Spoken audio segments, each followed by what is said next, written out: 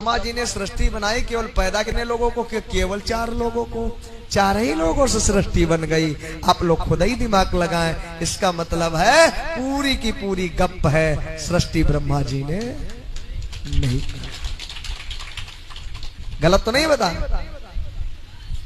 4 सवाल हैं, जाना, विचार करना और भरी बाजार में आप बोल देना, अच्छे अच्छे विद्वान आपको पीठ दिखा करके चले जाए।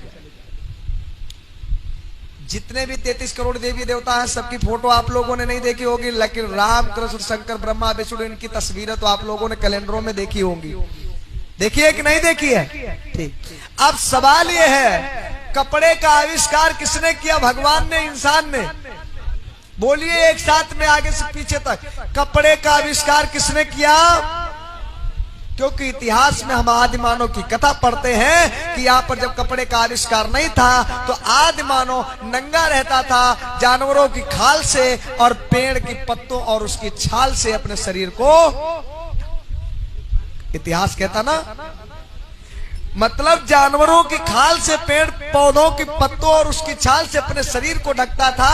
आदि मानव नंगा रहता था जब कपड़े का आविष्कार नहीं हुआ था। तो आप विचार करिए, आपने ब्रह्मा जी को देखा, शंकर जी को देखा, पार्वती को देखा, लक्ष्मी जी को देखा, विष्णु जी को देखा, सारे लोग कपड़ा पहने हैं, पहने कि नहीं पहने हैं? और कपड़े का आविष्कार किसने किया? इंसान ने। अगर कपड़े का आविष्कार इंसान ने किया, अगर भगवान पहले पैदा हुआ तो वो कपड़ा किस फैक्ट्री से लेके आया? विचार कर। सुनार की दुकान थी नहीं, सोने का आविष्कार हुआ नहीं था, धातुओं का आविष्कार हुआ नहीं था, सुनार की दुकान थी नहीं, तो उस समय भगवान का मुकुट, भगवान के कुंडल, लक्ष्मी जी की नथुनिया, ये किसकी दुकान से आई? किसने गढ़ा था? इसका मतलब सुनार पहले पैदा हुआ। भगवान आटा, दाल, तेल, ये किसने बनाया? किसने बनाया? इंसान ने। और भगवान 56 प्रकार का भोग खाता था। जब लड्डू बर्फी मिठाई बनती थी तो चीनी किस फैक्ट्री की जाती थी? कढ़ाई थी नहीं, खोया किस कढ़ाई में उठा जाता था बर्फी बनाने के लिए? चीनी थी नहीं तो किस फैक्ट्री से आती थी? आप लोग विचार कर रहे हैं, चीनी की फैक्ट्री किसने बनाई? चीनी का आविष्कार किसने किया? इंसान ने। और बर्फी का आविष्कार तो ब्रह्मा जी, विष्णु जी, शंकर जी स्वर्ग लोक में रहते थे, तो उनके वहां ब्रह्म जो है क्या नाम, 56 प्रकार का भोजन बनता था। 56 प्रकार के मसाला कौन लेके आया? किसकी दुकान से? जब बनिया था नहीं, सरसों का तेल था नहीं, कोल्हू लगा नहीं था। क्योंकि यंत्रों का आविष्कार किसने किया? इंसान ने किया ना। अगली चीज, इन महल और दुमहले जो मकान हैं, इन मकानों का आविष्कार किसने किया? किसने बनाया? घर मकान किसने बनाए? भगवान ने कि इंसान ने? क्योंकि इतिहास कहता आदि मानव समूह बनाकर, झुंड बनाकर के जंगलों में रहता था। अगर इंसान ने जो है मकानों का आविष्कार किया, घरों का, भवनों का निर्माण इसने किया, आविष्कार इसने किया, तो आपके जो भगवान थे वो महलों में रहते थे, तो उनकी छत डालने कौन जाता था? कौन से मसाला की वो छत बनी थी? सरिया, सीमेंट, गारा, ईंट कहां से आया था? कौन वैज्ञानिक पहले पैदा हुआ? अगली बात, देवताओं की हम बात नहीं कर रहे हैं। देवताओं के राजा जो इंद्र थे, देवताओं के राजा कौन थे? इंद्र। उनके दरबार में नाचने वाली नचनिया, नर्तकी, परिया नाचती थी। उर्वशा, रंभे, मेनका, इसी नाम, ये नाम था।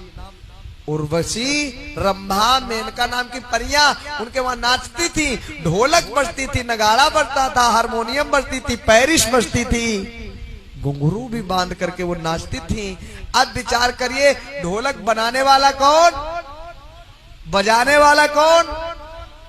जब देवताओं के राजा इंद्र के दरबार में नृत्य होता था तो इसका मतलब इंद्र बाद में पैदा हुए और ढोलकिया और नगाड़ा बजाने वाले पहले पैदा हुए। तब तो उनके दरबार में मनोरंजन होता था। जब देवतन के राजा ही नहीं रहे तो देवता कैसे हो सकते हैं? बस मैं इन्हीं बातों के साथ में अपनी वाणी को विराम देता हूं।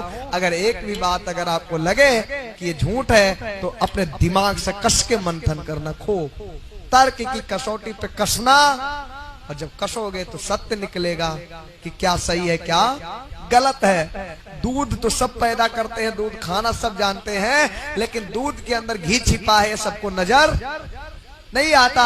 दूध के अंदर ही घी होता है, लेकिन वो सबको नहीं दिखता है। अगर घी प्राप्त करना है तो दूध को जमाना पड़ेगा, और जमाने के बाद में बहुत मेहनत करनी पड़ेगी, मथानी चलानी पड़ेगी, तब घी निकल करके बाहर आएगा। और वो 1000 रुपए किलो बिकेगा, और जहां से घी निकलता है वो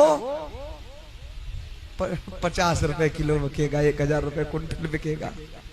तो ये चीजें हैं, आप लोग समझें और देखें, और अपने समाज में अपने भतीजों को, अपने भाइयों को, अपने बच्चों को ज्यादा से ज्यादा पढ़ाएं। जब अपनी बेटी और बेटा पढ़े लिखे होंगे तो ऑटोमेटिक वो IAS PCS ESP DSP government servant होंगे, कुछ ना कुछ तो जरूर बन जाएंगे। और जब कुछ ना कुछ बन जाएंगे तो आपके परिवार की गरीबी दूर होगी, आपका विकास होगा। जब आपका विकास होगा तो जो आपकी इज्जत नहीं करते वो भी आपकी इज्जत करने लगेंगे। भिखमंगे बने रहे, कांवर चढ़ाते रहे, भंडारा करते रहे, पुण्य करते रहे, व्रत रहते रहे, और घर में छप्पर नहीं है तो कोई तुम्हारी पूजा करने, क्योंकि बाप बड़ा ना भैया आज के समय में सबसे बड़ा। हाँ? बहन कुमारी मायावती चमरिया थी कब? जब गरीब थी, और मुख्यमंत्री बन गई तो कहा बन गई चमरिया से? बहन जी सतीश चंद्र मिश्रा जाते थे सबसे पहले पैर छूने लगे। अगर गरीब होती तो क्या उनको बहन जी कहता कोई? बोलिए, कहता कोई? नहीं कहता ना। तो जब बड़ा कोई हो जाता है तो उसकी जाति खत्म हो जाती है। बाबा साहब नीच थे, चमार थे, सब कुछ थे। महात्मा गांधी भी कहते थे कि नीच है, लेकिन वो चमार नहीं महार थे, मैंने भी बताया था।